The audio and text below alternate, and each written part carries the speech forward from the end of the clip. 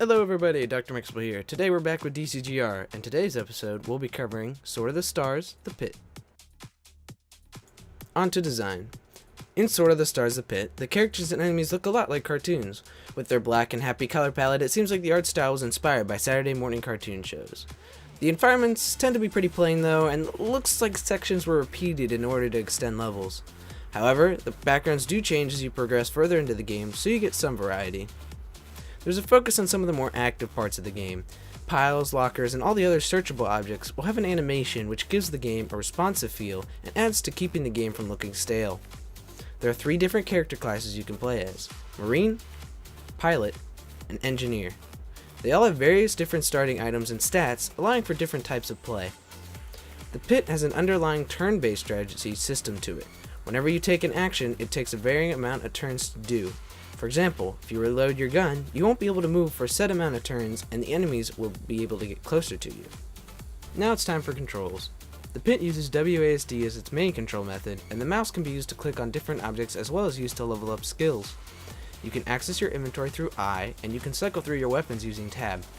You can even drag weapons and items down to a hotbar labeled 1 through 4 for easy access.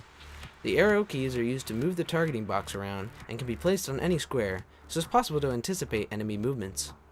You move around the game in a grid, so there isn't a need to have a mastery over the controls to be better. You simply press the direction you want to go, and that's it.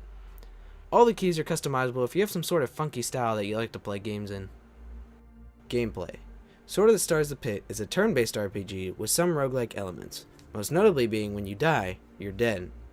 There are a few key elements to gameplay. For example, it allows leveling up and the ability to earn points which can be put into various skills which can enhance a wide variety of things ranging from damage with certain items to a better chance of finding items in piles.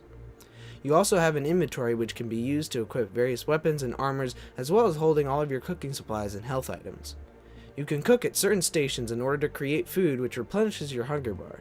You want to make sure that the hunger bar has at least some percentage in it or it's game over. There are many different foods that can be used to replenish your health, but be careful because some can poison you or disease you. Doors can also be an issue, and some doors are locked and require lockpicking, and some are booby-trapped and can be disarmed. However, some doors do benefit you. Finally, replayability.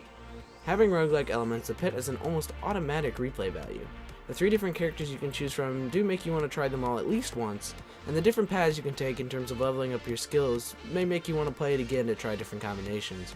For me, however, it's not something I would replay an excessive amount of times.